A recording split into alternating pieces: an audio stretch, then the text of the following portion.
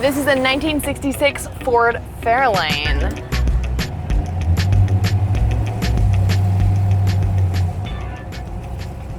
So what do you like about this car? I definitely like the noise and the acceleration with the new prototype transmission that we have in here. It evens out as like a drag strip start and then a cruiser, like a highway cruiser by the end of when it gets through all the gears. It has a good little cam roar too. Yeah. Little rumble in there and everything. I also like that a lot of people don't expect a young woman to be in this car especially, and so everywhere I go it's always heads turning, especially with this. Yeah, you probably have some interesting conversations at the gas station. Oh, I have the best conversations at the gas station. I do. It does always start with, did your dad build it? I'm like, no, he helped. I built it with all my female friends, and then that's where the conversation starts, and you get into the carburetors, and it's always like the older gentleman that this was like one of their vehicles in high school, or their dad had a Fairlane or something like that, and they're always like, this car can talk so many stories. Yeah, it's real awesome.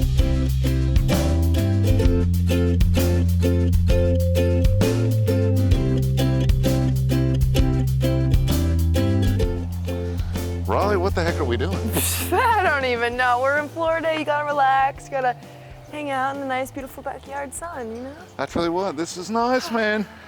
We're here in Bradenton, Florida, hanging out with Riley's from Riley's Rebuilds. If you don't know who she is, I mean, honestly, you must have been living under a rock the last 5 years. Riley, you've told your story. I've watched it like on 4 or 5 different podcasts lately. You did one last week is like the cars I used to love to drive or something. Yeah. What's that? What is it called? What? The podcast? Get shit done? Maybe. Is it GSD? GSD. So you're all over the place. Yeah, we are a yes and family, so we really like to get wherever we can, get out there, just kind of spread the word, invite people in. You're doing it. You invited us in from Kentucky. I know, I'm really happy. I don't know if we're gonna leave. You don't I'm have just to. saying. I mean, like, you're more I'm than pretty welcome. No, but so, your story, you were 13, 14, right? Mm-hmm. You needed money. Your dad's like, clean out the garage. Why the hell did you go to carburetor? The dirtiest thing in the garage. What drove you to that? Well, I mean, I've always been kind of a rustic girl. I've always been in the garage with my dad, and he was a stay-at-home dad, so I pretty much was like in my crib when he was working on his hobbies, always was the flashlight kid.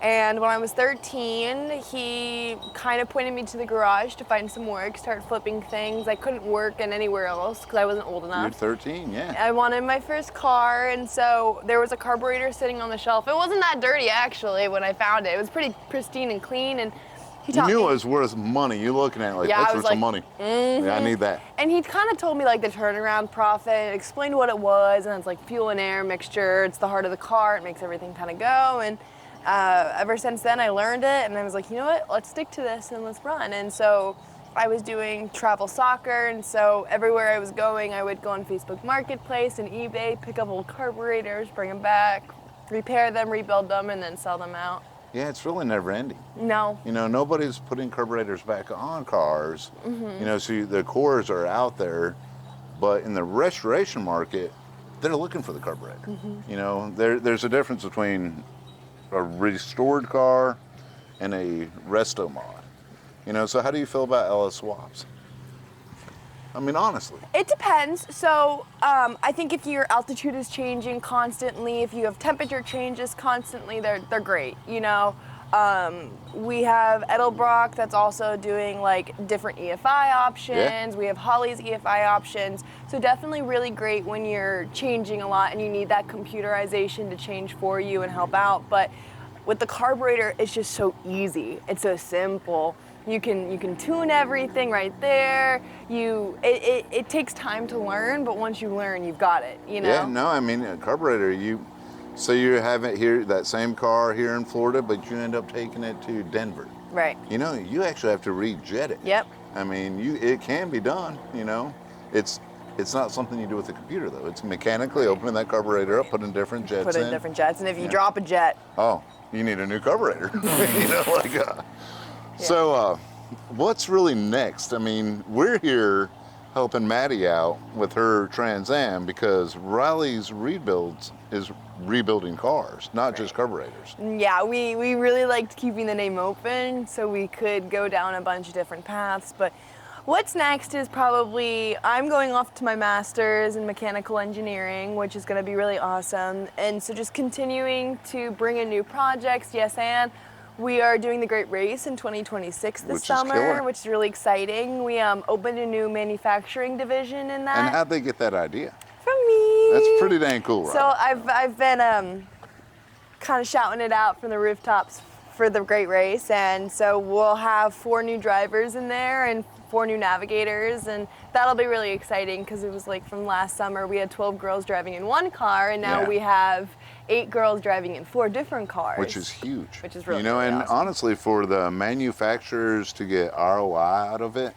there's no better way. No better way. You solved a problem, because I know they're always particular about logos on cars and whatnot, so they're going to sponsor you, but it's really hard for them to get the exposure. Now, here they can. Yes, exactly. You did really good with that. Thank you. So, I've got a daughter that's 14, similar to your footsteps, does middle school soccer, travel soccer, select soccer, volleyball, and I mean, super athlete. And it's hard. I mean, I just look at her like she does good in school, good grades, and just juggling everything she's got seems like too much. And here you are, you throw a business on top of it that's thriving and growing. How do you juggle all that? How do you make it all work? It's hard sometimes, definitely. A lot of coffee? Yes, lots and lots of coffee, but I have a great support system. I have a wonderful family that's continuously helping me. I mean, my dad, he has now become a business partner, and so when I'm gone, he steps in, which is really, really helpful. And then my little brother is the foreman, so he takes care of everybody when they're in the garage. And then my mom cooks everybody breakfast and lunch. And it's a whole family affair. It's a whole, Yeah, that's cool, man. I'm really lucky.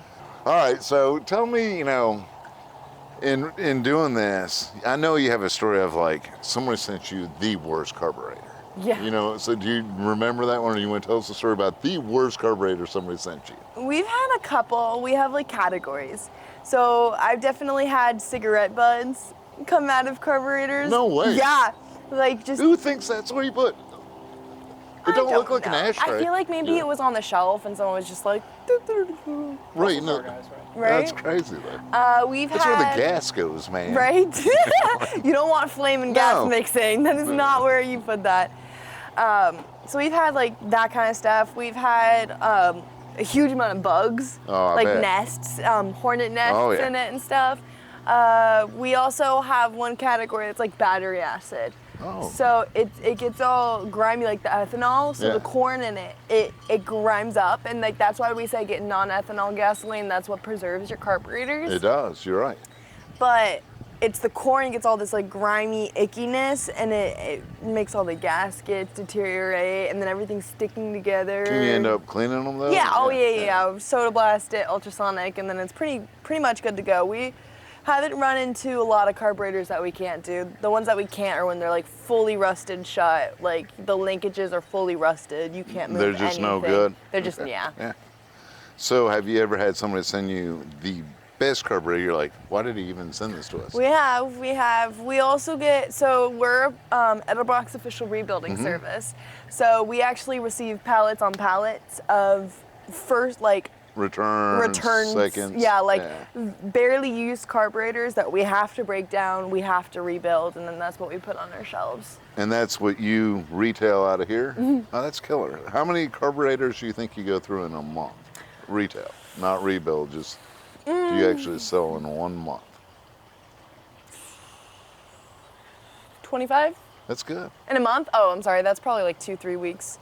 All right. In a month, I would say probably like 30 to 40, give or take. Are you running into the problem where you don't have enough cores, or Edelbrock doesn't have enough? So do you put out call to actions like, we need carbs? Yeah. Okay. So the original post that we went viral on was actually that. Okay, So I bet, that's yeah. on Facebook. We hit like 3 million interactions in like 3 days, and that's like what blew up Riley's Rebuilds in the first place. And we actually put out a call to action 2-3 days ago. We asked everybody what would be the next best carburetor that we should rebuild. Yeah, because that's a good now question. we gotta start branching out. But I heard earlier Weber's Yep. is on it, Hawley's, Yes. Quadrajets, Yes. and then Elderbrock's. Yeah. And that pretty much covers it. Yeah, There's some like Demons and Yeah. there's some other things. Oh, you want to around get in there. doing like aftermarket ones too? That Well, could be Elderbrock's cool. aftermarket. Yeah. And then there's like RVs, there's boats, there's 1 barrel, 2 barrel. So right now we're kind of doing 4 barrels and then some 2 Webers, but it'd be nice to get into more. I don't blame you. So after carburetors, we know you're doing little cars. You said earlier that you're leaving that name wide open. Mm-hmm. Is there something else that's going to be under Riley Rebuilds? Are we going to be doing houses? What's next for Riley? No. We are building a new website, so we're Okay. building an e-commerce website. We're gonna start putting up the parts that we use on our cars and allowing people to purchase through us with like discounts and manufacturing stuff. And we get these promo codes from companies, and the money that we make like in the margin is Oh, yeah. going to go to scholarships to youth.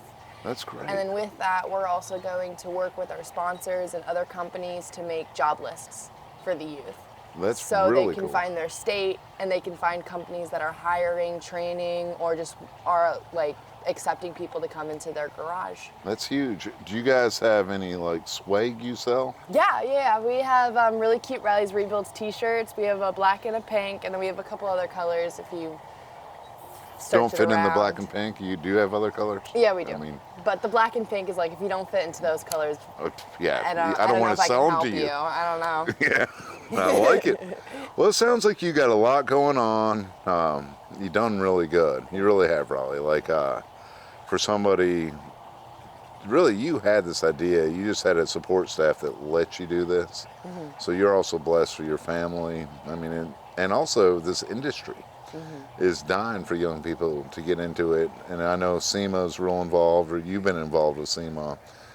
They're real good about trying to get ladies and young people in. Yeah. So you fit both those marks, and I think you exceeded everybody's expectations. Thank you. And the sky's the limit. I'm excited for the future for you.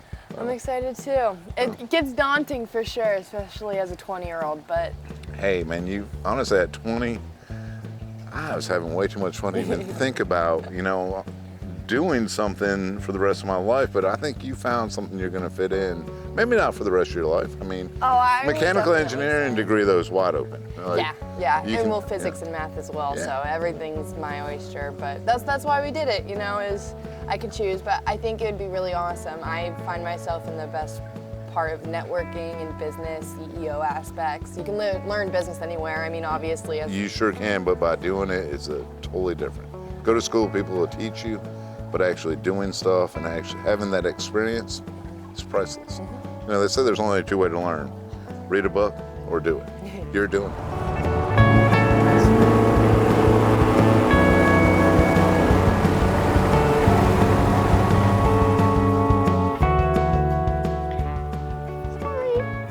I mean, you reached out seriously in an email. Yeah. Well, not an email. You did Instagram Messenger, and which I'm terrible at that. But I got guys that are like, "Hey, there's a message on here." But you reached out for Maddie. Yes. Tell me about Maddie. Maddie is one of our 15-year-old workers. She came to us after we did a news article and like a news broadcast, and she saw us on the news, and she DM'd us as well, and she was really interested in getting into the automotive. Her father had passed away, and so she didn't have anybody mechanically, but he was building a Trans Am with her when she was younger, and he sadly passed away, and she got to the point where she was 15 looking for cars, trying to see what she could do, and she really wanted to build a Trans Am, and so she reached out to us, and we got her into the garage just to like hang out at first and come see what we were doing with all the Riley's Rebuilds workers, and she clicked instantly. We knew we had to keep her. You did good. Yeah, You know. she's awesome. She ended up with the 77 Trans Am? She did. So her mom and her drove all the way to Georgia to a show, and they went around asking everybody that had the black and gold Trans Am because that was the one that her dad had. And it's a good one to have. Yeah. And she found someone and told her story, and he was like, yeah, you know what? How much you got in your savings? And she's like, I got about $8K. And he was like, okay, done. And that was it. That was it? That was it. That's great. So she really bought that car for $8,000? She says a little bit more, but she was that's about there. Crazy. I mean, that's cool, you Yeah. know. But I mean, it does need a little work. Any does. old Trans Am needs a little work. Always. You reached out, so Firebird Central, we wanted to help with this though. This fits exactly what we do. I mean, we do car parts, but we also want to help young people get into the industry. And this is something you all are doing really, you nailed it, by the way. Not only she got an industry at 13, she got out of countless people now. I mean, because these people can only stay with you so long and they kind of term out, you know. So how many kids have you had come through your garage? We had 4 my first year, and then we've had probably 2 come in and out, and then we have another 4, so we're about 10. That's crazy. Yeah. I mean, and in that's a short in the period. last like 3-4 years. Yeah, and now these girls are, and some boys too, right? Yeah, but most I of mean, us. young people, they're hooked in the industry for life. Oh my goodness, they're so excited, and all of them are going into the trades, which is really cool to see. Is they all come from a school that doesn't offer any trades, and so they would have never even thought that this was a possibility, for them. That's opening doors for people, and you know, you getting in so young. How many doors have opened for you? So many doors, countless. And it's not even the doors that I've opened myself, but it's the doors that open the other doors. You know, Exactly. so like it's who you know. That's the whole industry is networking. It's a small world. It really is. Really small and it's world. even a smaller industry. Everybody Yes, knows everybody. Everybody knows everybody. Which is cool. Yeah. Well, we're excited to help Maddie out. Thank you I can't guys wait so to do much. this. She's gonna actually like appreciate it so much. She has such a wonderful story, and she definitely deserves a lot of love. And so this will really be amazing. You don't for her. have many real surprises in life, I promise you. So this, hopefully, if she has no idea, She has none. this will be a real surprise. I know. She doesn't think, like, I feel like a lot of people, especially at a young age, you don't imagine others doing certain things like this for you, or reaching out, or like finding people, finding the connection. And obviously, like, you guys agreeing to help us and join us on this process. And so this is definitely going to be a really huge surprise for her. Hi, Mr. Ben. I'm Maddie. Mr. Dane showed me the Instagram, and I am so excited and grateful that you're going to help me with my car. So I have my 1977 Trans Am right behind me, and I'm just so excited, beyond excited, to be able to start driving it. And I have 5-ish months until I get my license, so I have plenty of time to work on it and just get used to it. So yeah, I went to a car show a couple weeks ago all the way in Georgia. Just Trans Ams, just to hopefully find somebody that was selling one or had a connection. And I was extremely lucky, and I found someone who sold one to me. So yeah, and I'm so excited for everything. I'm just so excited to start driving it and working on it already. You know, it has minor quirks, like oil pressure is a little bad right now when it's hot. So yeah, I'm redoing the valve cover gaskets right now, but I'm just so insanely grateful and excited.